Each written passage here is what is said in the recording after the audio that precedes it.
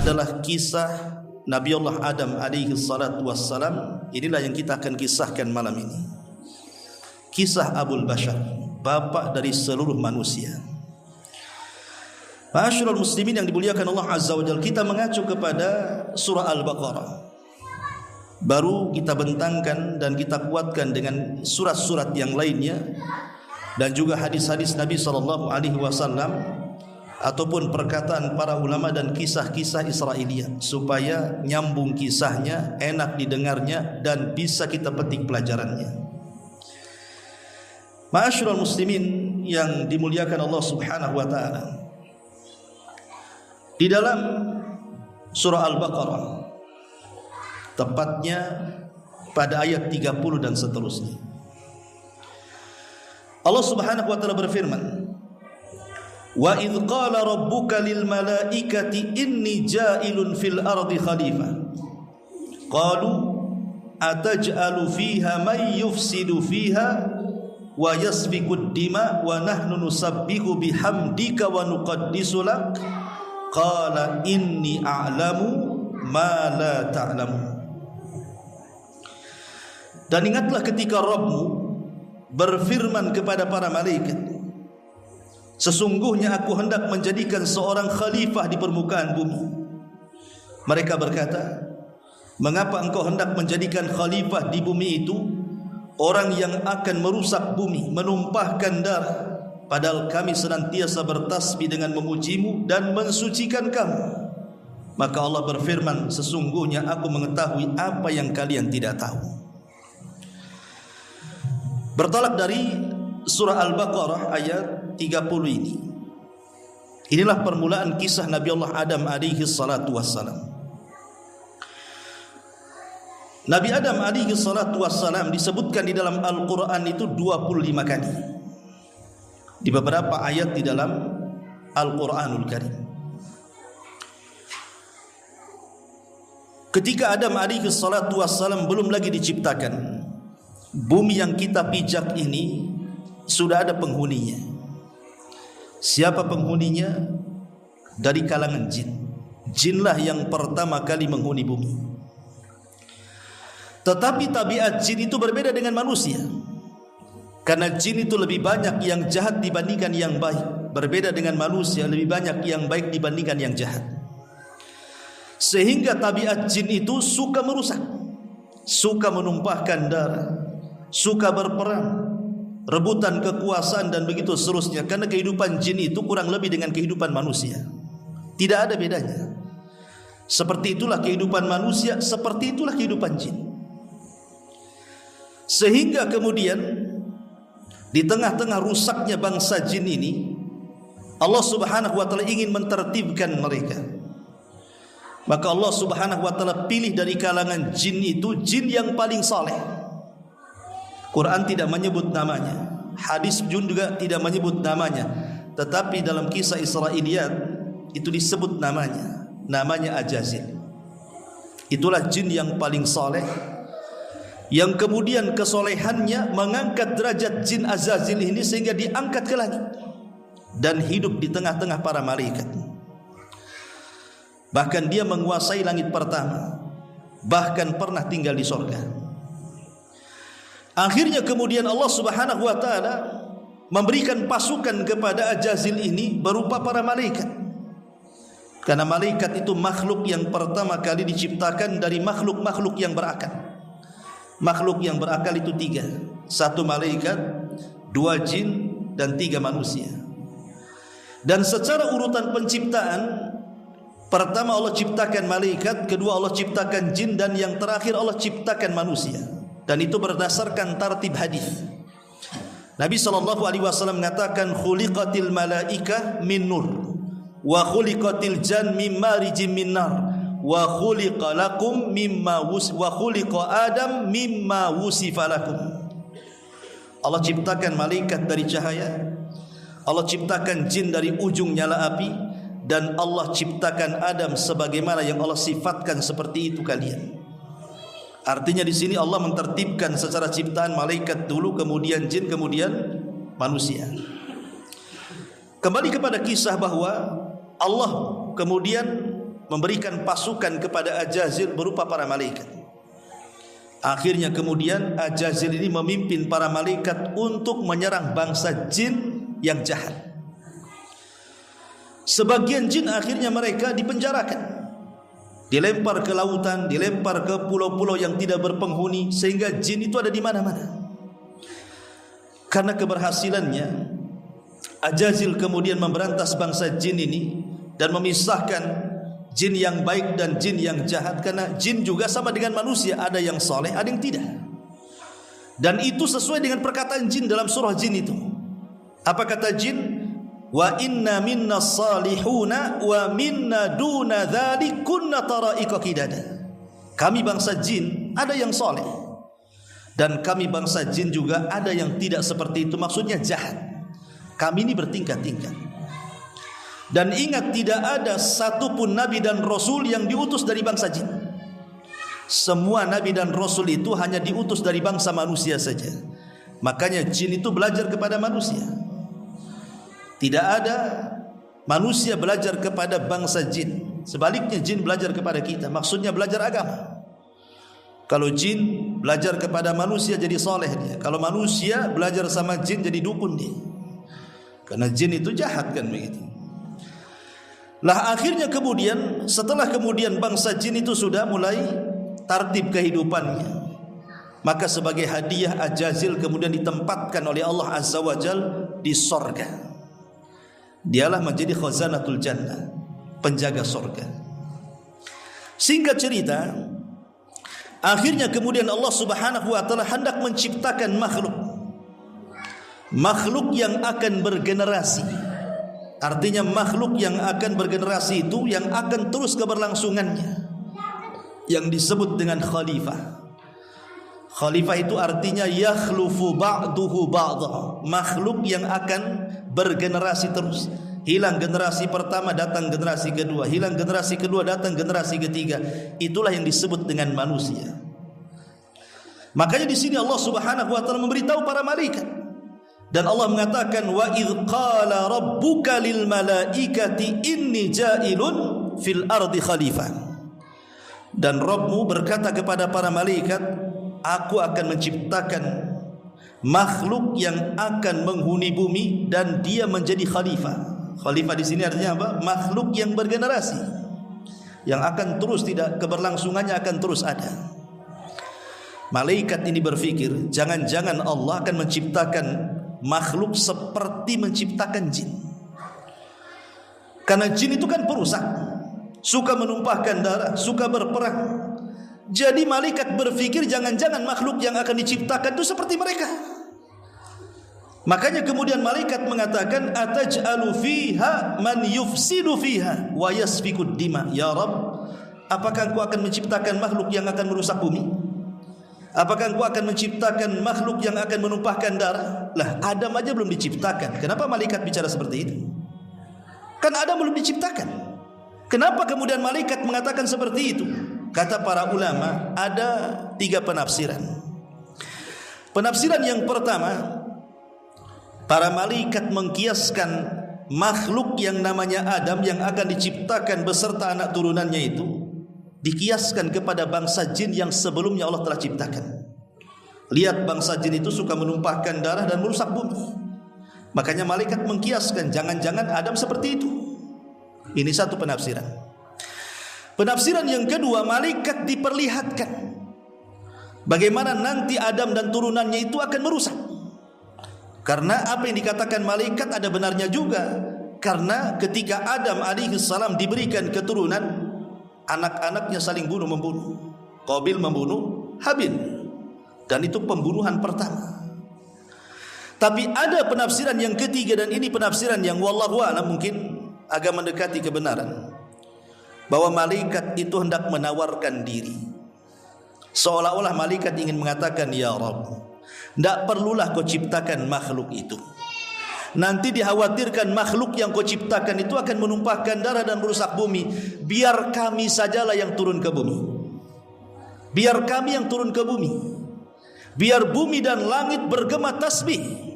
Tidak usah kau ciptakan makhluk itu. Kalau kau menghendaki bahwa makhluk itu diciptakan untuk bertasbih memujimu, kami saja turunkan ke bumi. Biar kami yang bertasbih, biar kami yang mensucikan dirimu, sehingga bumi aman, tidak ada maksiat, tidak ada yang menumpahkan darah, tidak ada yang merusak. Biar kami saja, langit bumi kami ibadah, katanya. Tetapi Allah subhanahu wa ta'ala katakan apa?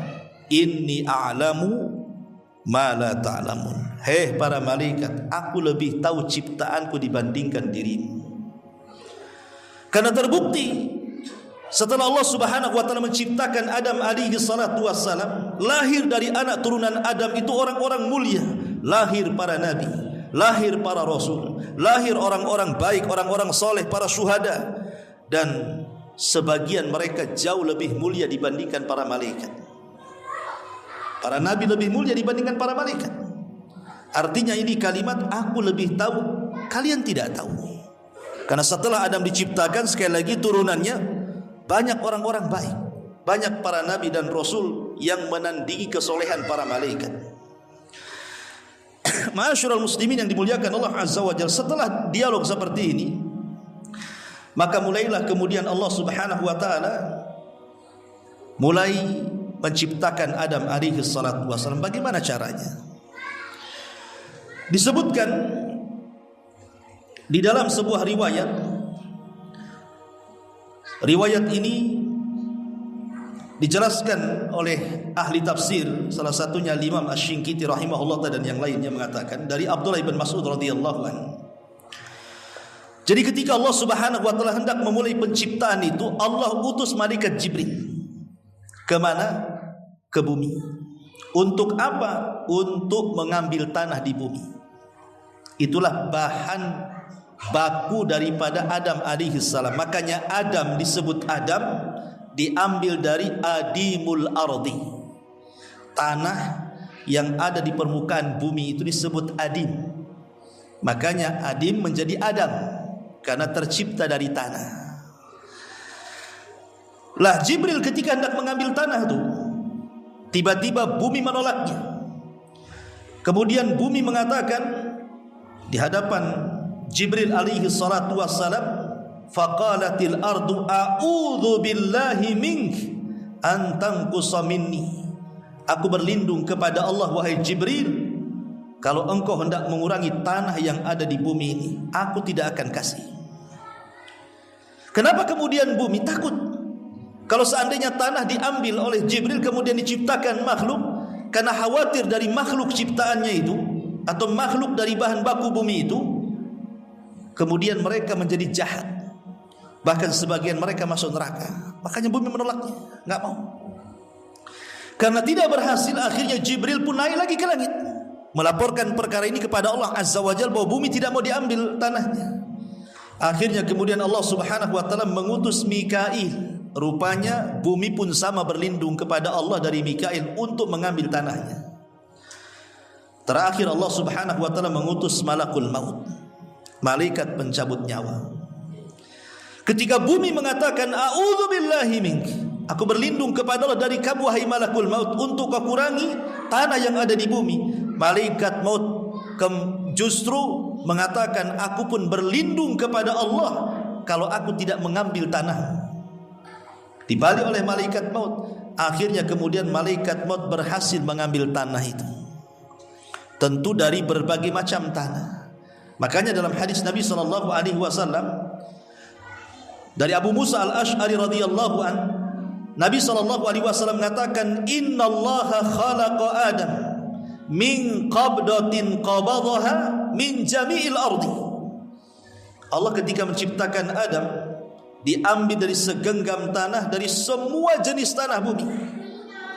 Faja'a banu Adam ala qadril ardi, ja'a minhumul ahmar wal abyad wal aswadu wa baina dhalik was sahlu wal hazlu wal khabithu wat tayyibu, zada fil hadits Yahya wa baina dhalika wal ikhbar fi hadits Yazid. Kemudian kata Nabi SAW, kemudian keturunannya datang dengan beragam sesuai dengan unsur tanah.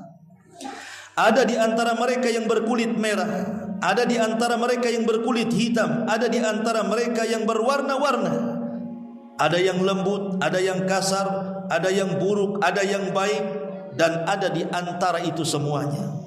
Jadi ketika malaikat maut mengambil tanah itu, maka malaikat maut mengambil tanah dari berbagai macam warna tanah dan dari berbagai macam sifat tanah. Jadi diambil tanah hitam sedikit, diambil tanah putih sedikit, diambil tanah merah sedikit, nanti tanah keras sedikit, tanah lembek sedikit, dan begitu seterusnya. Karena ini akan menjadi sifat manusia kelak.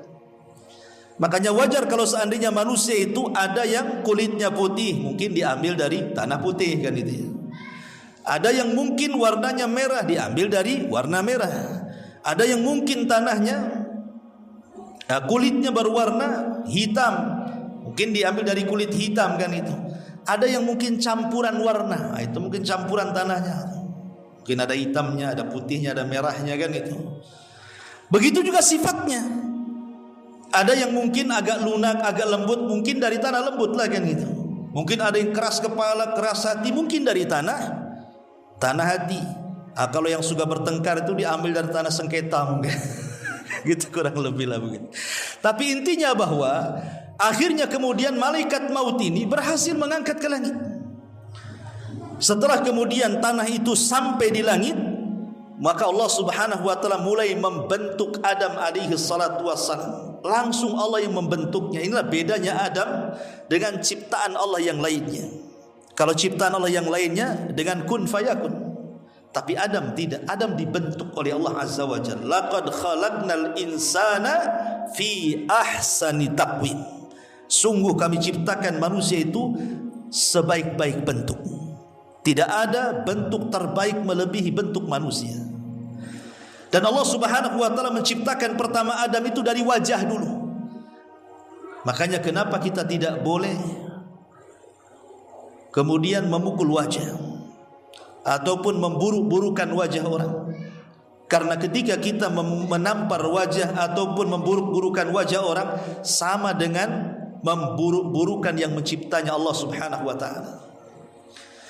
Ma'asyiral muslimin yang dimuliakan Allah Azza wa Jalla, setelah kemudian terbentuk kepalanya, kemudian tangannya, kemudian badannya, kemudian kakinya, maka Allah Subhanahu wa taala membentuk Adam itu tingginya 60 hasta.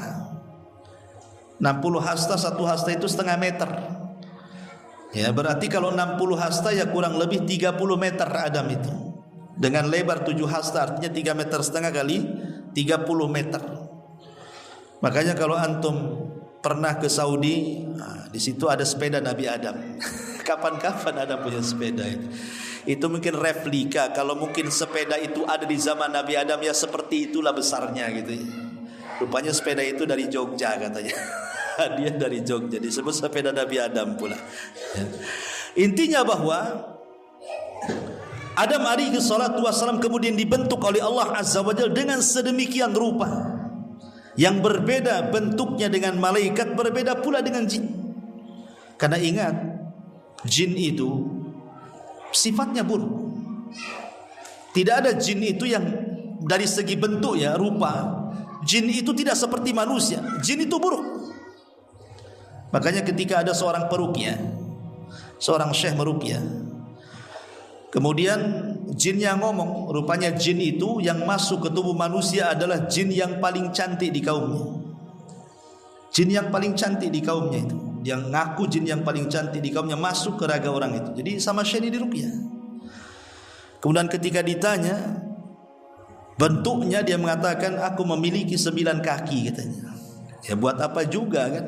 Kalau ada gadis cantik kakinya 9, kira-kira mau enggak tuh? Itu namanya gurita. Itu namanya sotong bahasa gitu ya. Jadi itulah bentuk jin kayak gitu. Jin itu tidak ada yang baik, bentuknya aja jelek. Tapi manusia itu dibentuk dengan sedemikian rupa gitu ya. Makanya Allah mengatakan tadi laqad khalaqnal insana fi ahsani taqwim. Kemudian Allah biarkan dia mengering, tidak ditiupkan ruh.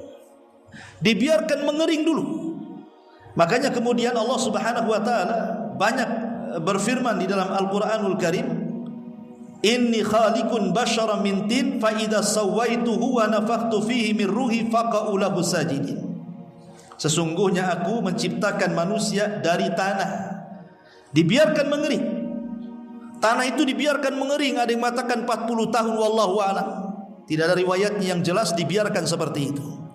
Lah ketika Adam sudah terbentuk jasadnya, iblis ini yang berada di sorga dengar bahwa Allah sudah menciptakan betul-betul makhluk yang dikehendakinya.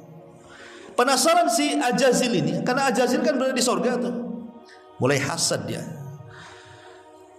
Karena orang hasad itu adalah berkeinginan kalau nikmat orang itu hilang dan berpindah kepada dia.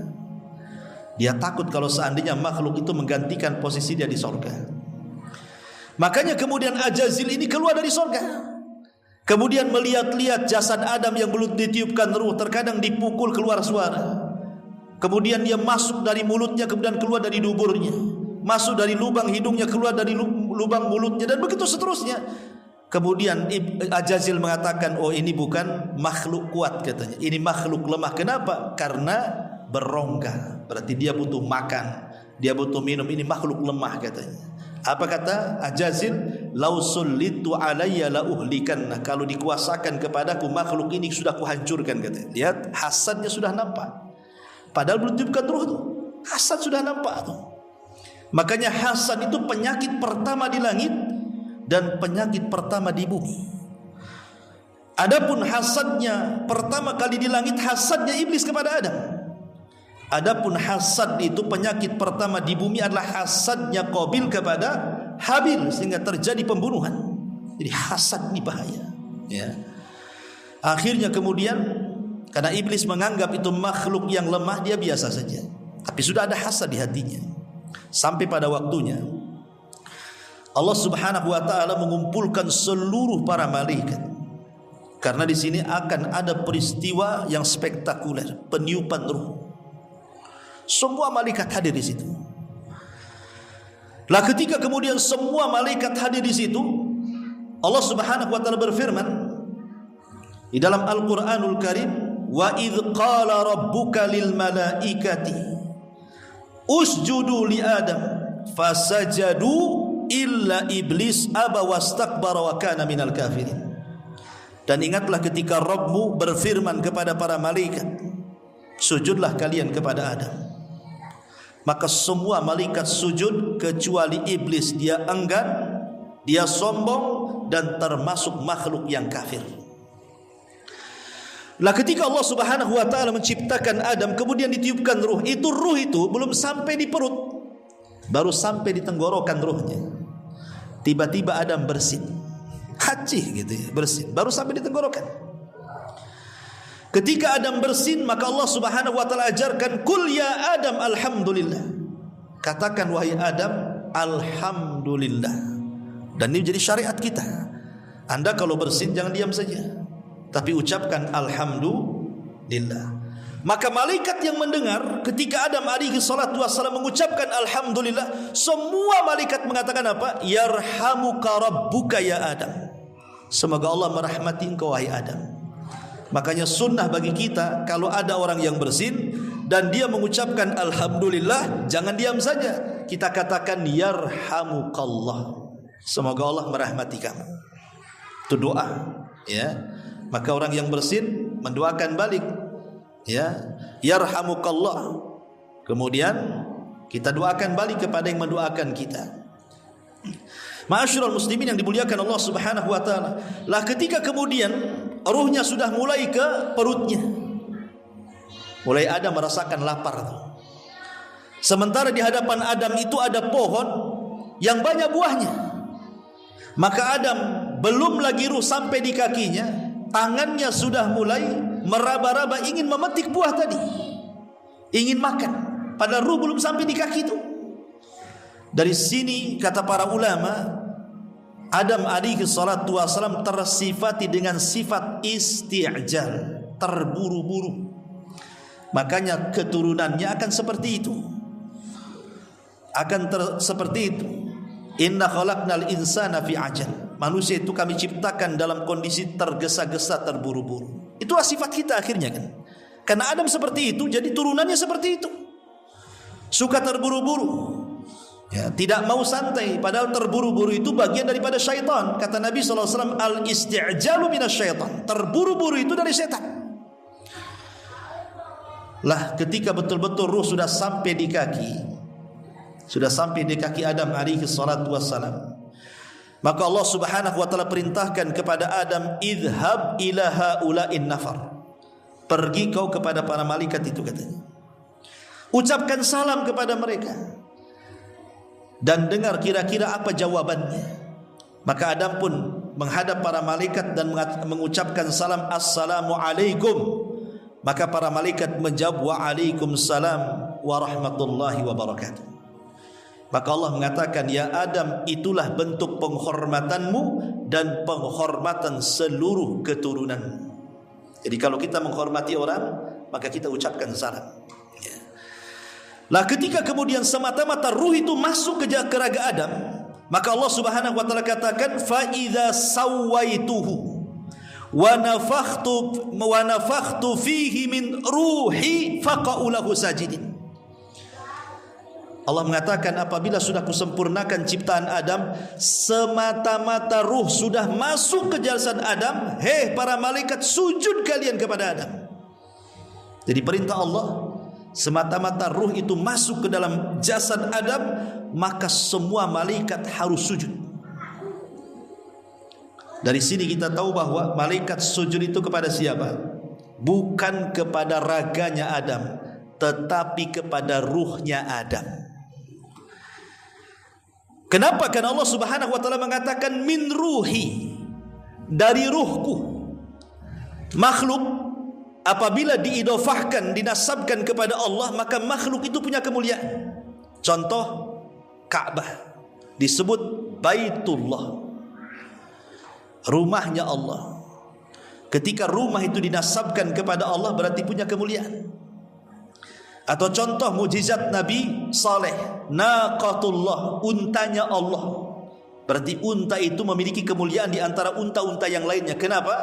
Karena dinasabkan kepada Allah. Termasuk ruh Adam. Min ruhi, dari ruhku, artinya ruhnya Adam dinasabkan kepada Allah. Berarti ruh itu punya kemuliaan.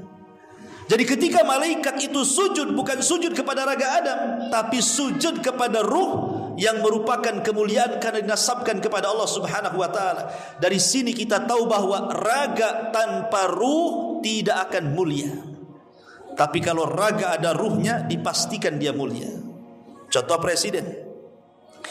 Presiden kalau masih ada ruhnya, masih bisa berjalan, bisa bicara, bisa mendengar, bisa melihat, bisa berpikir, dihormati dia. Coba dicabut ruh presiden, jadi bangkai dia, terbujur kaku, diusung keranda, dimasukkan ke lubang yang 1 kali 1,5 meter. Siapa yang memuliakan? Sudah jadi nggak ada ruhnya. Jadi manusia itu mulia karena ada ruhnya. Kalau tidak ada ruhnya, tidak akan mulia manusia itu. Coba saja orang yang dihormati di Batam ini siapa?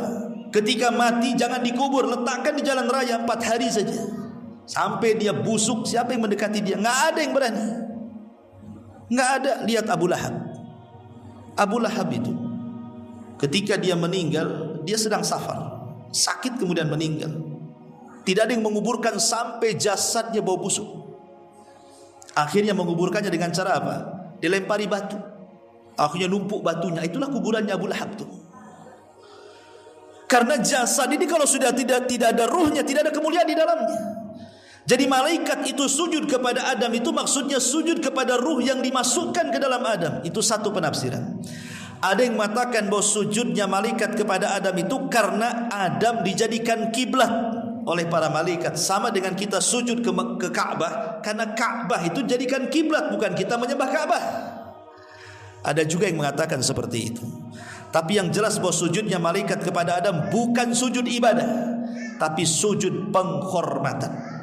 Karena sujud ibadah tidak boleh diberikan kecuali kepada Allah. La tasjudu lisyamsi wala lilqamar wasjudu lilladzi khalaqahunna in kuntum iyyahu ta'budun. Jangan kalian sujud kepada matahari dan bulan, tapi sujudlah kepada zat yang menciptakan keduanya kalau kalian benar-benar beribadah kepada Allah. Sujud ibadah tidak boleh diberikan kecuali kepada Allah. Lalu maksudnya sujud apa di sini? Sujud penghormatan. Kalau tentara menghormati dengan cara seperti ini, maka malaikat menghormati Adam dengan cara sujud. Begitu maksudnya. Masalahnya iblis itu ada di tengah-tengah malaikat. Ajazil itu ada di tengah-tengah malaikat. Ketika semua malaikat sujud, Ajazil pula tak mau sujud. Makanya kemudian Allah Subhanahu wa taala panggil Ajazil ini yang kelak akan jadi iblis. Allah mengatakan kepada Ajazil ini, "Ma mana'aka alla tasjuda id amartu." Apa yang mencegah kamu untuk sujud ketika aku memerintahkan engkau sujud? Apa kata Ajazil? "Ana khairum minhu, khalaqtani min nar wa khalaqtahu min tin." Ya Rabb, aku lebih baik dibandingkan Adam. Kenapa? Karena aku tercipta dari api, sementara kau ciptakan Adam dari tanah. Maksudnya apa iblis ini ngomong begini? Ajazil ini ngomong begini. Maksudnya begini, Ajazil ini yang kelak akan jadi iblis ini, dia menganggap bahwa posisi dia itu lebih mendekati malaikat dibandingkan Adam dengan malaikat. Kenapa? Karena malaikat tercipta dari cahaya, aku tercipta dari api. Api dengan cahaya mendekati. Ya kan, api dengan cahaya kan mendekati kan, karena dari api itu keluar cahaya. Loh, sementara tanah dengan cahaya mana bisa, nggak ada dekat-dekatnya pun tidak. Jadi seolah-olah Ajazil ini mengatakan aku lebih dekat dengan malaikat, berarti aku lebih mulia dibandingkan Adam yang kuciptakan dari tanah. Makanya dia dengan sombongnya mengatakan seperti itu. Itu tidak terkeluar kecuali orang yang sombong. Dari sini ada faedah, jangan pernah mengucapkan kalimat ana kalau dalam rangka menyombongkan diri. Kalimat ana itu kalimat saya. Kalau bukan karena saya, ya, ini semua karena saya, ini semua kalau nggak ada saya, itu hati-hati. Ini kalimat iblis. Karena iblis memulai dengan kalimat saya lebih baik dibandingkan Adam. Makanya kalimat anania, akuisme, kalimat saya dalam tempo-tempo tertentu kalau dalam rangka menyombongkan dirinya, maka itu kalimat iblis. Bukan hanya kalimat iblis, ana juga kalimat Fir'aun, kalimat Namrud, dan kalimat Qarun. Ingat ketika Qarun mengatakan, ketika datang para pemungut zakat kepada Qarun, apa kata Qarun? Dia mengatakan, enak saja Musa itu, katanya, datang menyuruh orang untuk mengambil zakat saya, padahal kekayaan saya ini aku yang dapat, katanya. Dia mengatakan, innama utituhu min ilmin indi, ini kekayaan aku yang dapat, saya yang dapat. Ini karena kecerdasanku, kata Qarun, bukan karena dari Allah, ini karena kecerdasanku. Ini kalimat saya ini bahaya. Ataupun Fir'aun mengatakan, ana rabbukumul a'la, saya Rabb kalian yang paling tinggi. Atau Namrud mengatakan, ana uhyi wa umit, saya bisa menghidupkan dan mematikan, katanya. Jadi kalimat saya ini bahaya. Dalam tempo-tempo tertentu jangan mengucapkan kalimat saya, aku, ana, gitu ya. Kalau dalam rangka kesombongan, ini kalimat setan. Makanya dia mengatakan, saya lebih baik dibandingkan Adam. Adam tercipta dari tanah, aku loh tercipta dari api. Ketika dia mengatakan seperti itu, maka Allah Subhanahu wa taala murka. Kemudian Allah Subhanahu wa taala mengatakan, fakhruj innaka rajim, keluar kau iblis, engkau makhluk yang terkutuk.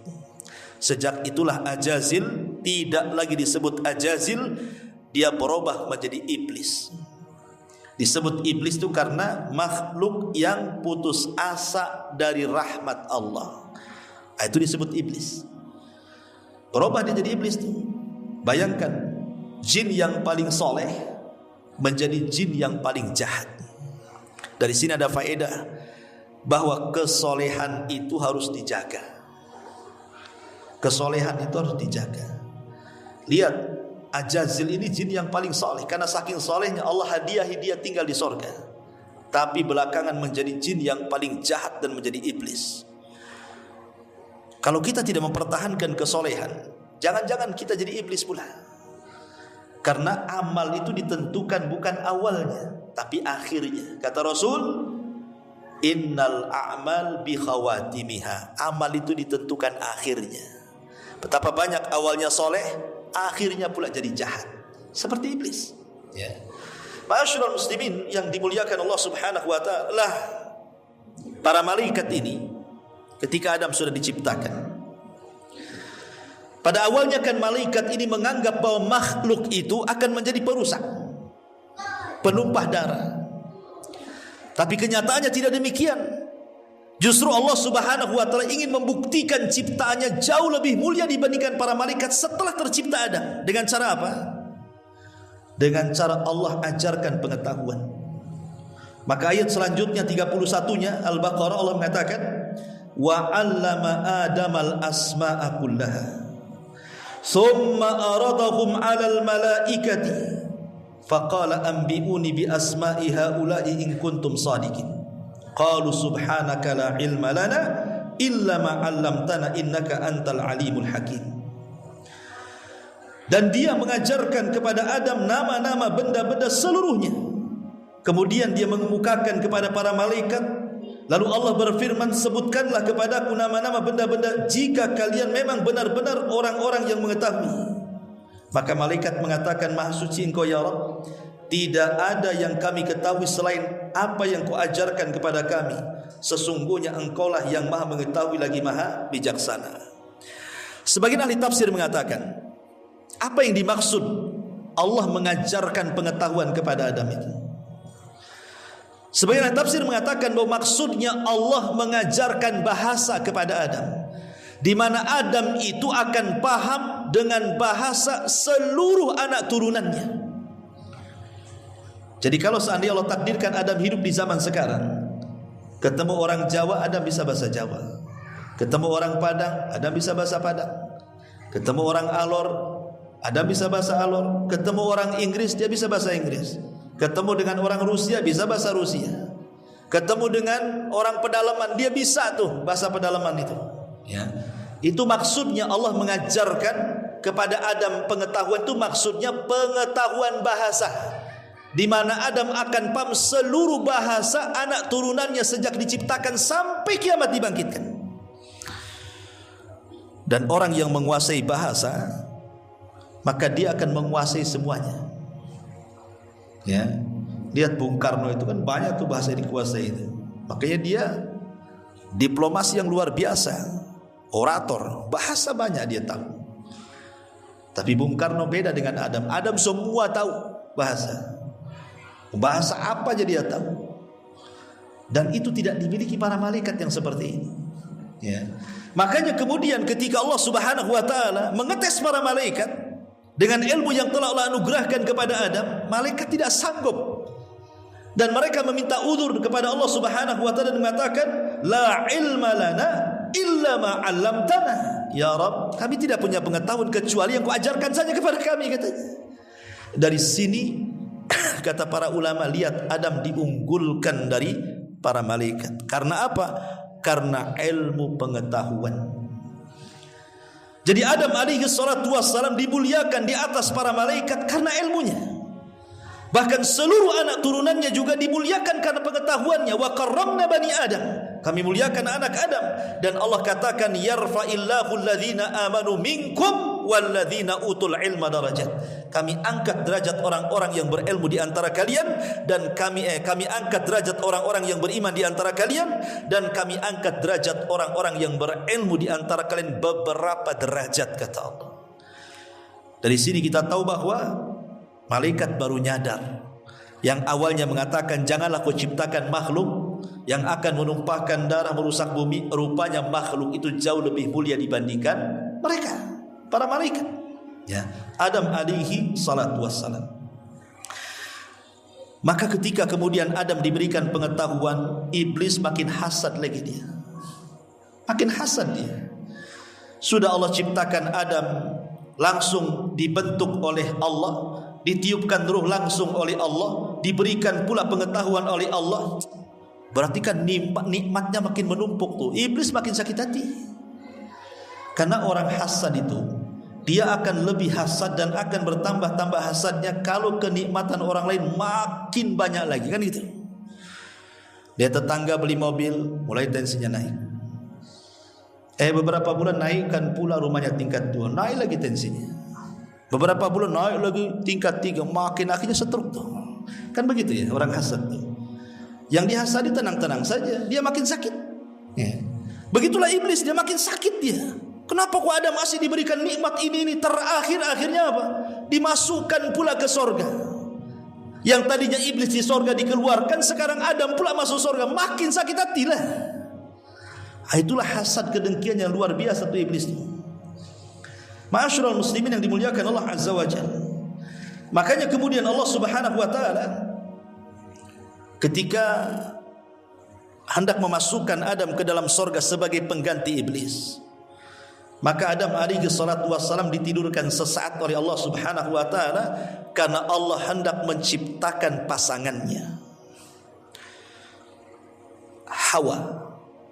Ada yang mengatakan kenapa disebut Hawa? Ya. Ulama ketika mengatakan kenapa Hawa disebut Hawa, ada yang mengatakan li'anna Hawa khuliqat minal mar'il hayy. Karena Hawa disebut Hawa itu karena tercipta dari makhluk yang hidup. Adam kan hidup, sudah ditiupkan roh. Kemudian Hawa diambil pula dari bagian Adam, dari tulang rusuk sebelah atas, sebelah kiri yang paling bengkok yang dekat dengan jantung, diambil. Kemudian diciptakan Hawa. Kenapa disebut Hawa? Karena tercipta dari makhluk yang hidup. Hawa itu apa? Hawa itu ya oksigen. Hawa nafas, itulah Hawa. Ya. Ini satu pendapat. Yang kedua, ada yang mengatakan bahwa kenapa disebut Hawa?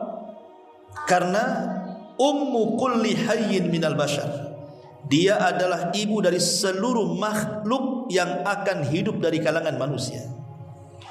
Ada juga yang mengatakan sumya Hawa kana launuha yamilu ila syamra. Karena Hawa itu memiliki warna arah ke coklat-coklatan. Dia punya bibir itu coklat-coklatan. Tapi ada juga yang mengatakan karena Hawa itu diambil dari tahwi. Jadi laki-laki akan cenderung.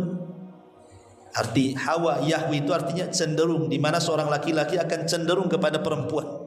Maka disebut Hawa karena ada kecenderungan laki-laki kepada perempuan. Tapi yang jelas bahwa Ibnu Taimiyah rahimahullahu taala mengatakan, lihat bagaimana Allah Subhanahu wa taala dengan kudrah dan iradahnya, dengan kemampuan dan kemahabesarannya, mampu menciptakan makhluk tanpa ibu dan bapa, Adam alaihi salam. Kemudian mampu menciptakan makhluk tanpa ibu, Hawa. Kemudian mampu menciptakan makhluk tanpa bapa, Isa. Kemudian menciptakan makhluk dengan bapa dan ibu, ya kita ini. Jadi ada makhluk, ada manusia tercipta tanpa ayah dan bapa, Adam. Tanpa ibu dan bapa, Adam. Ada makhluk, manusia maksudnya tercipta tanpa ayah, Isa. Tanpa ibu, Hawa. Dan ada ibu bapa, ya kita semuanya. Tapi di sini kata Ibnu Taimiyah rahimahullah taala, lihat, sebenarnya kalau kita berfikir tentang Isa bin Maryam, itu tidak lebih hebat penciptaannya dibandingkan Adam dan Hawa. Kalau seandainya Isa dituhankan oleh orang-orang Nasrani karena dia terlahir tanpa bapa, sekarang Adam juga tanpa bapa, bahkan tanpa ibu, kenapa tidak dituhankan? Hawa terlahir tanpa ibu, kenapa tidak dituhankan? Kenapa hanya Isa saja? Makanya dari sini Allah Subhanahu wa taala mengatakan inna masala Isa kamasali Adam. Permisalan Isa loh sama dengan Adam. Apa bedanya? Adam lebih hebat lagi. Harusnya kalau mereka menuhankan Isa, tuhankan juga Adam. Tapi mereka tidak menuhankan Adam dan menganggap Adam nabi. Sebagaimana kalian menganggap Adam nabi, harusnya Anda juga menganggap Isa juga nabi. Ma'asyiral muslimin yang dimuliakan Allah Azza wa Jalla. Intinya bahwa Adam tercipta saat Hawa tercipta saat Adam sedang tertidur. Kenapa Hawa diciptakan saat Adam tertidur? Supaya Adam tidak benci dengan Hawa. Jadi ketika Adam sedang tertidur, Allah ambil tulang rusuk sebelah kiri, yang paling atas, yang paling bengkok, yang dekat dengan jantung diambil. Kemudian diciptakan Hawa, dibaringkan di sebelahnya. Ketika Adam alaihi salatu wassalam terbangun, kaget, rupanya ada perempuan di sampingnya. Kemudian ditanya, "Man anti, siapa kamu?" Maka Hawa mengatakan, "Saya Hawa." Adam mengatakan, "Kenapa Allah ciptakan kamu?" Kata Hawa, li askuna ilaika, supaya aku bisa memberikan ketenangan kepadamu. Dari sini Allah katakan, wa min ayatihi an khalaqa lakum min anfusikum azwaja litaskunu ilaiha wa ja'ala bainakum mawaddatan wa rahmah inna fi dzalika laayatin liqaumin yatafakkarun. Dan dari tanda-tanda kuasa Allah, Allah jadikan kalian berpasangan. Ada suami, ada istri. Gunanya untuk apa? Litaskunu ilaiha, supaya engkau merasa tenang dengan pasanganmu. Kemudian terciptalah mawaddah, rasa cinta, warahmah, dan kasih sayang. Dan itu semua adalah kekuasaan Allah bagi orang-orang yang berfikir. Maka Adam diciptakan Hawa supaya dia tidak ketakutan di sorga. Karena seindah apapun sorga, ikhwan, seindah apapun sorga, kalau hidup sendirian itu ketakutan. Coba saja antum hidup sendirian di Batam. Satu kota Batam milik anda lah, tapi sendirian hidupnya. Lontang lantung ke Batam Center sendiri, ke Jodoh sendiri, ke Barelang sendiri. Apa nggak takut sendirian? Ya. Supaya tidak ketakutan, diciptakan pasangannya. Minimalnya kalau 2 orang dan beda jenis laki-laki dan perempuan, nggak akan takut hidup itu. Dulu kuburan itu hal yang menakutkan. Lewat kuburan saja kita lari. Sekarang udah, orang pacaran di kuburan udah tak takut lagi, karena dua-duanya setan. Akhirnya kan nggak takut kan di situ, karena berdua. Coba sendirian, jangan dibawa pasangannya, suruh duduk di atas kuburan, apa nggak merinding dia. Tapi kalau berdua itu hilanglah rasa takutnya. Makanya diciptakan Adam, diciptakan Hawa untuk Adam itu maksudnya untuk menghilangkan perasaan takut Adam, sehingga tumbuh cinta dan kasih sayang di antara keduanya. Makanya Allah mengatakan ayat selanjutnya kepada Adam alaihi salatu wassalam, wa qulna ya Adam uskun anta wa zawjukal jannah. Al-Baqarah 35-nya. Dan kami berfirman, wahai Adam, diamilah oleh kamu dan istrimu sorga itu. Wa kula minha ragadan haitsu syi'tuma wa la taqraba hadhihi asy-syajarata fatakuna minadh dhalimin. Dan makanlah makanan-makanan yang banyak yang ada di sorga yang kau sukai, tapi ingat, janganlah kamu dekat pohon ini yang menyebabkan kamu termasuk orang zalim. Jadi Allah Subhanahu wa taala idza arada syai'an ahya asbabah. Ikhwan, Allah itu kalau menghendaki sesuatu pasti Allah akan hidupkan sebabnya. Segala sesuatu itu pasti ada sebab. Setiap akibat ada sebab. Namanya ada sebab akibat kan gitu ya. Tidak ada perkara di dunia itu yang tidak ada sebabnya. Pasti ada sebabnya. Orang mati aja ada sebabnya. Ya. Orang dapat rizki ada sebabnya. Orang punya anak pun ada sebabnya. Semua ada sebabnya. Di kehidupan dunia pasti ada sebabnya. Lah Adam alaihi salatu wassalam kan memang diciptakan oleh Allah bukan untuk tinggal di sorga. Karena Allah sebelumnya sudah ngomong di hadapan para malaikat, inni ja'ilun fil ardi, aku akan jadikan makhluk di bumi, bukan di sorga. Sehingga Adam tidak mungkin lama di sorga, karena tujuan Allah itu bukan menciptakan di sorga, tapi menciptakan makhluk untuk di bumi. Makanya bagaimana caranya Adam itu tidak tinggal di sorga, dia harus ke bumi. Maka Allah ciptakan sebabnya. Apa sebabnya? Allah uji Adam dengan cara apa? Hei Adam, hei Hawa, masuk ke sorga, makan minum semua yang kenikmatan di sorga itu. Tapi ingat, ini satu pohon, jangan kau dekat-dekat. Satu pohon ini jangan kau dekat-dekat. Kalau kau dekat, kau lihat, kau makan, bahaya. Bayangkan, dari sekian ribu pohon di sorga cuma satu. Sebenarnya kan gampang saja kan, menghindari yang satu kan. Kan kenikmatan sorga yang lain banyak. Tapi masalahnya bukan di Adam, bukan di Hawa, tapi di iblis masalahnya, yang sudah sakit hati. Iblis ini masih di langit. Ketika melihat Adam dengan istrinya diberikan banyak nikmat oleh Allah Azza wa Jalla, mulai dari diciptakan langsung oleh Allah, ditiupkan ruhnya oleh Allah, diberikan pengetahuan oleh Allah, dimasukkan lagi oleh Allah, makin stres iblis ini.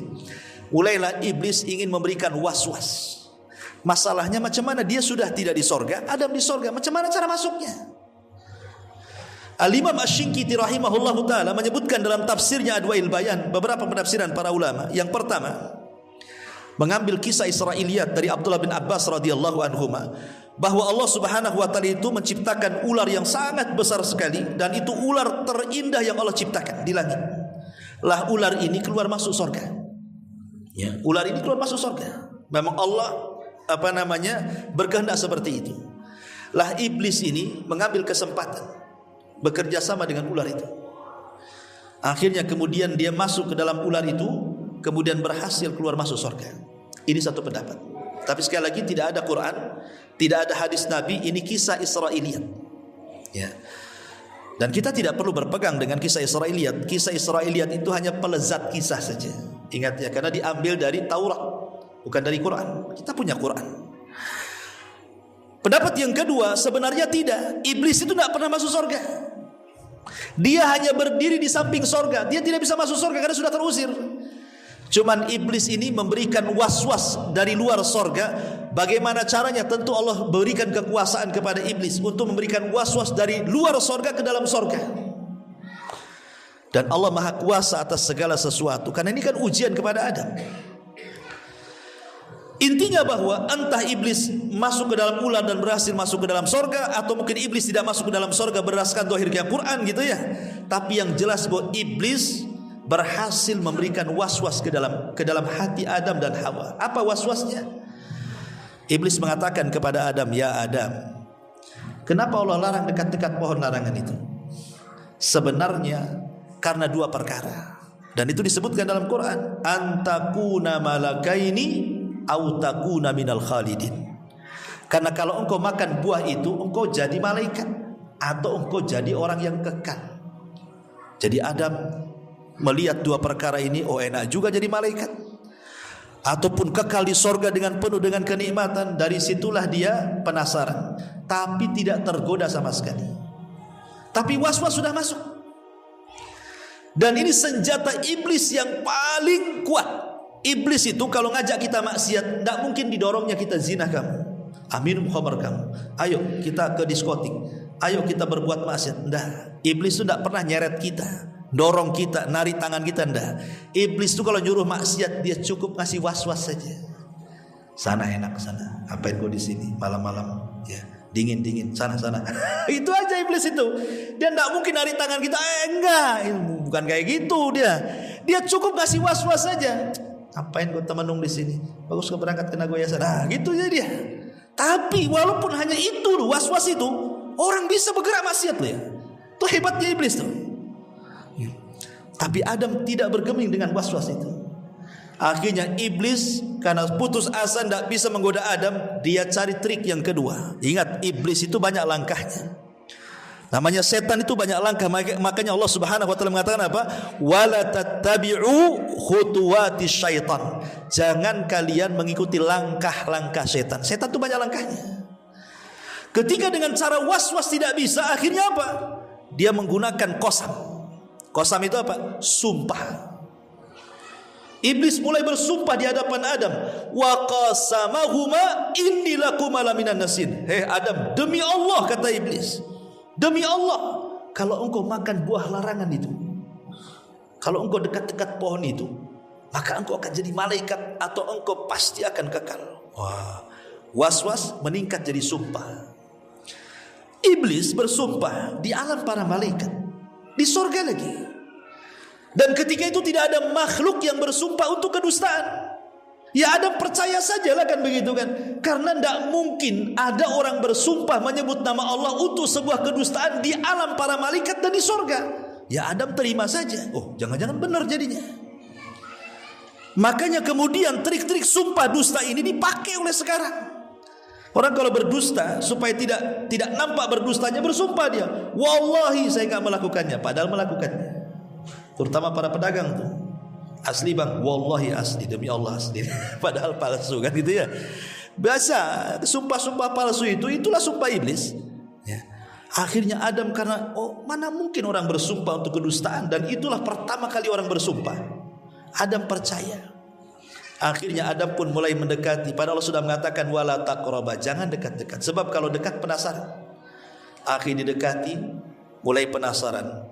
Ditengok mulai penasaran, diraba mulai penasaran. Akhirnya kemudian diambillah dua buah, satu diserahkan ke Hawa dan satu dipegang dia. Ada hadis yang lemah tapi tidak sahih hadisnya. Jadi ketika kemudian Adam ini memakan buah itu, baru di tenggorokan tersadar dia, astagfirullahaladzim. Akhirnya buah itu nempel di sini. Makanya laki-laki ada hukumnya sini. Kalau perempuan nggak ada. Kalau laki-laki ada. Perempuan nggak ada kayak kita gini laki-laki. Katanya ini buah yang keselak Adam. Katanya. Tapi riwayatnya lemah. Riwayatnya tidak sahih.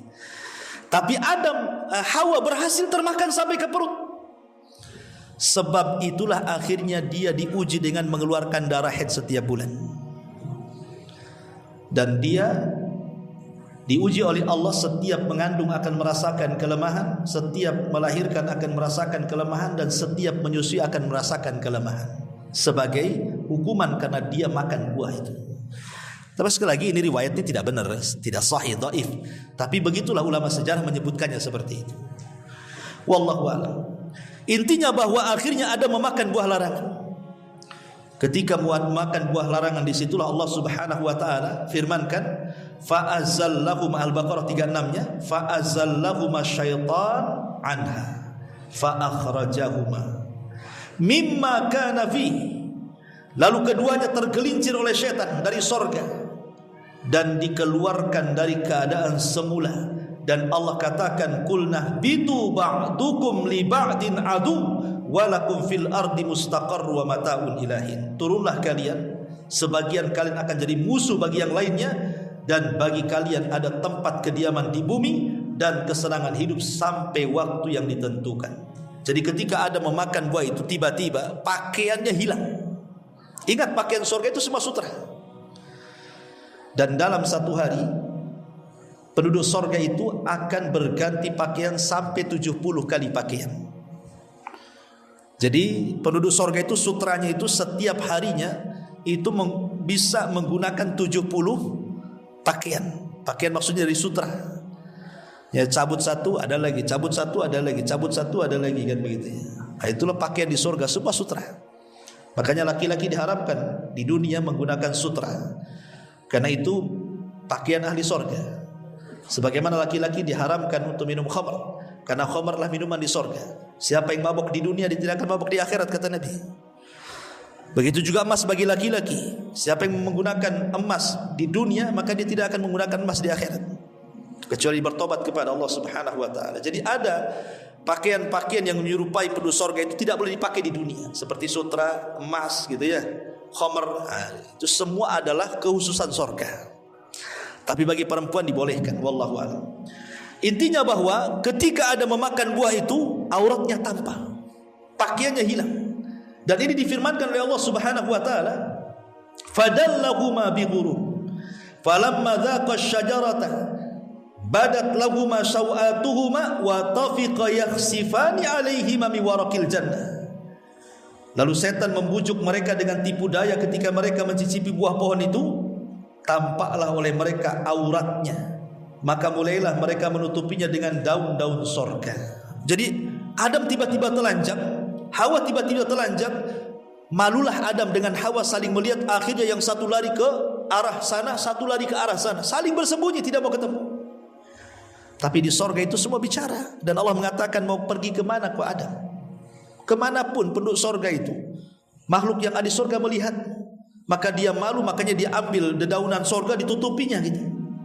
Tapi itulah bagaimana kalau orang sudah membangkang syariat Allah, Allah buka auratnya. Dan dari situlah kemudian Allah Subhanahu wa taala katakan, keluarlah kau dari sorga, turunlah ke bumi. Ada yang mengatakan bahwa ketika Adam alaihi salatu wassalam turun ke bumi, maka ada 4 makhluk yang ikut turun dengan Adam. Jadi ada 4 makhluk sorga yang ikut turun ke bumi bersama Adam alaihi salatu wassalam. Apa saja makhluk itu? Yang pertama, makhluk yang turun dengan Adam ke sorga adalah kurma. Tapi yang dimaksud di sini adalah kurma ajwa. Kurma ajwa itu kurma Madinah. Kan kurma itu banyak jenisnya. Tapi kurma Madinah itu beda. Karena siapa yang memakan kurma Madinah 7 butir di pagi hari, maka dia tidak akan terkena gangguan setan, sihir, hasad, dengki sampai sore hari. Siapa yang memakan 7 butir kurma Madinah di sore hari, maka dia tidak akan terkena sihir, dengki, hasad dan begitu seterusnya sampai pagi hari. Artinya kurma Madinah itu bisa jadi ruqyah. Makanya kalau antum umroh atau haji, sempatkan datang ke Madinah, beri kurma ajwa di sana, kurma kota Madinah. Karena Nabi SAW mengatakan dalam sebuah hadis ketika bicara soal kurma ini, kata Nabi mengatakan, al-ajwatu minal jannah wa fiha shifaun minas sam, bahwa kurma ajwa itu asalnya dari sorga dan padanya terdapat obat bagi setiap racun yang masuk ke dalam badan. Jadi kurma ajwa itu maksudnya asalnya ya. Kalau sekarang ya bukan dari sorga lagi. Kayak Adam itu asalnya dari tanah. Kita dari tanah? Enggak, kalau kita ini ambil pisau kan enggak keluar tanah, darah kan itu ya. Maksudnya asalnya, Adam asalnya dari tanah, tapi turunannya kan bukan dari tanah. Ya dari sperma, kemudian segumpal darah, kemudian segumpal daging, baru jadi orang kan itu ya. Lah maksudnya pohon kurma yang pertama kali ajwa itulah dari sorga. Kemudian setelah berbuah, kemudian tumbuh biji-biji yang lainnya, ya bukan dari sorga lagi. Maksudnya asalnya dari sorga. Ini yang pertama. Yang kedua adalah Hajar Aswad. Hajar Aswad itu turun bersama Adam dari sorga. Dan itu berdasarkan hadis Nabi SAW, nazala al-hajarul aswad minal jannah wa huwa ashaddu bayadan minal laban fasawwadathu khotoya bani Adam. Kata Rasul, Hajar Aswad itu dari sorga. Dulu warnanya putih bercahaya, tapi menjadi hitam karena dosa-dosa anak Adam. Maka disebut Hajar Aswad. Hajar itu batu, aswad itu hitam. Padahal dulunya putih, tapi karena banyak dosa dilakukan Bani Adam, makanya akhirnya batu itu berubah jadi hitam. Sama dengan hati. Hati kita ini kalau tidak ada maksiat putih, tapi kalau sudah banyak maksiat jadi hitam juga hati kita. Kemudian yang kedua, yang ketiga, Maqam Ibrahim, tempat pijakannya. Kalau habis tawaf kita disuruh solat di belakang Maqam Ibrahim. Lah di bawah Maqam itu ada bekas pijakan Nabi Ibrahim. Lah pijakannya itu dari sorga.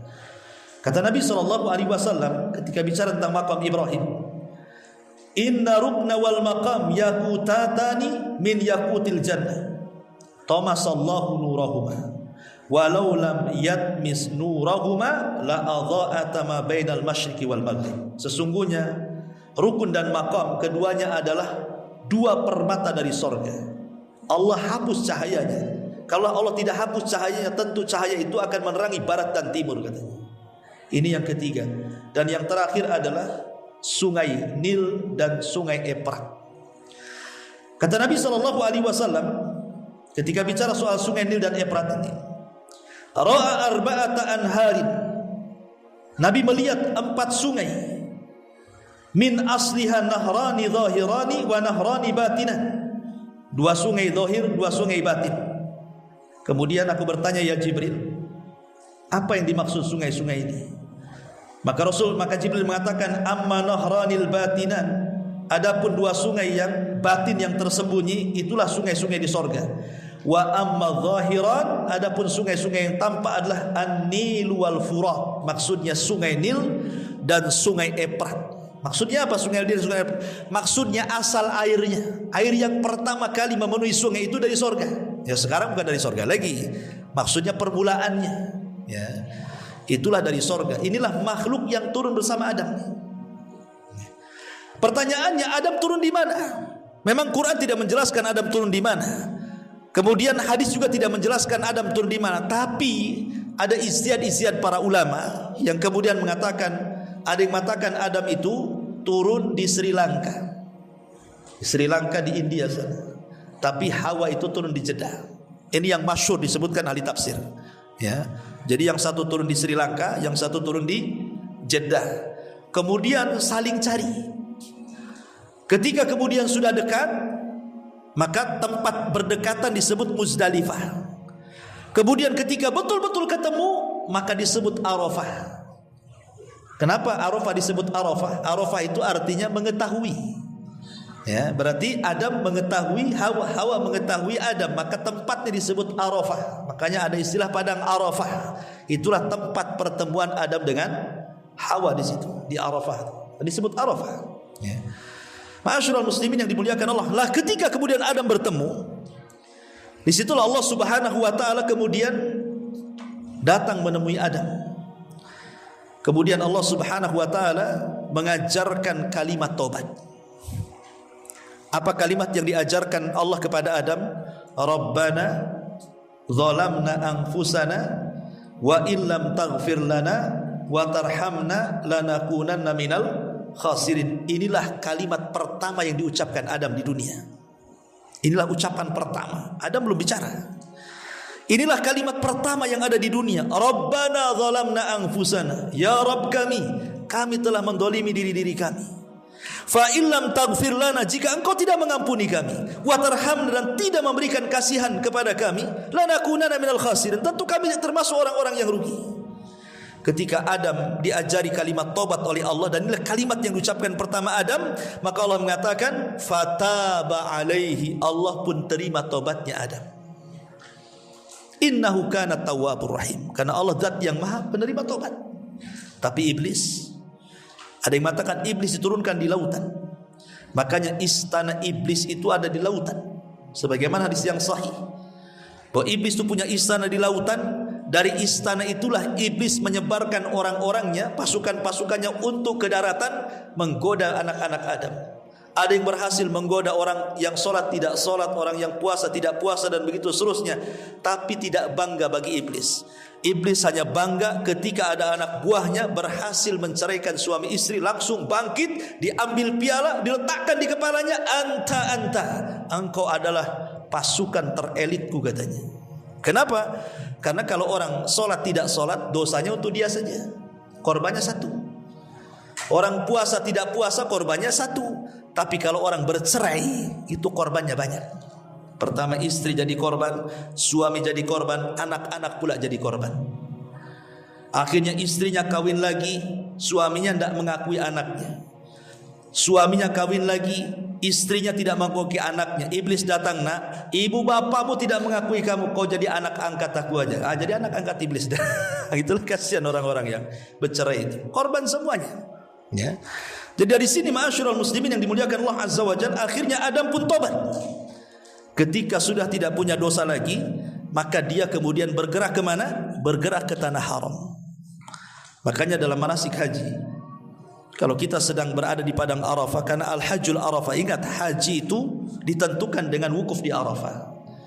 Maka siapa yang berdoa seperti doa Nabi Adam, Rabbana zalamna anfusana wa illam taghfir lana wa tarhamna lanakunanna minal khasirin, dan dia betul-betul ikhlas, maka dia pulang dari haji seperti bayi yang dilahirkan oleh ibunya, tidak punya dosa lagi, seperti Adam, tidak punya dosa. Maka dia masuk ke haram. Kemudian di situ malaikat membangun Ka'bah. Ingat, Ka'bah yang pertama bangun siapa? Malaikat. Maka mulailah Adam kemudian beribadah. Itulah tanah pertama Allah diibadahi di permukaan bumi. Sebelum ada tanah tempat ibadah, disitulah tempat ibadah. Jadi Mekah itu adalah tanah yang pertama kali diibadahi Allah di situ. Itulah Adam dengan Hawa beribadah di situ.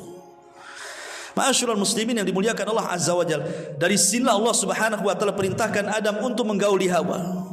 Karena Allah sudah katakan bahwa dia akan menjadi makhluk yang bergenerasi. Harus ada generasi, dan itu harus kawin. Makanya kemudian Adam diilhamkan untuk menggauli Hawa. Dari sinilah kemudian Hawa Allah takdirkan hamil sampai 20 kali, dan setiap hamil selalu kembar. Sehingga akhirnya Adam punya anak 40. Ya, dan setiap kembar pasti laki-laki dan perempuan, laki-laki dan perempuan.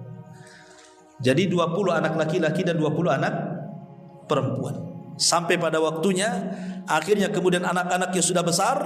Karena tidak ada orang lain, Allah perintahkan supaya kawin silang. Yang paling besar Qabil, adiknya Habil. Kemudian kata Adam, Qabil, kamu harus menikah dengan kembarannya Habil. Habil, kau harus menikah dengan kembarannya Qabil. Setan masuk di sini. Ketika setan tidak bisa menggoda Adam, masuk ke anak-anaknya, masuk ke telinga Qabil. Bil, tengok kembaranmu, cantik kan? Tengok kembaran Habil, jelek kan? Masa kau mau kawin sama orang jelek? Mulai dikasih was-was dia. Ya, dari situ mulai hasad dia. Dia tolak mentah-mentah perintah bapaknya dan mengatakan, saya tidak mau menikah dengan kembaran Habil, saya menikah dengan kembaran saya sendiri. Kata Adam, ini perintah Allah. Kalau memang perintah Allah, mana buktinya katanya? Kalau begitu, kalian harus berkorban. Siapa yang diterima korbannya, maka dia berhak memilih pasangannya. Makanya Allah mengatakan, watslu alaihim naba abnai adam bil haq idh qarraba qurbanan fatuqbila min ahadihima wa lam yutaqabbal minal akhar. Bacakan kepada mereka wahai Muhammad tentang kisah dua putra Adam, kata Allah. Ketika keduanya berkorban, yang satu berkorban dengan kambing, yang satu berkorban dengan buah-buahan, kemudian Allah terima korbannya Habil dan Allah tolak korbannya Qabil. Dari sini Qabil marah dan mengatakan, la aqtulannak, saya akan bunuh kamu.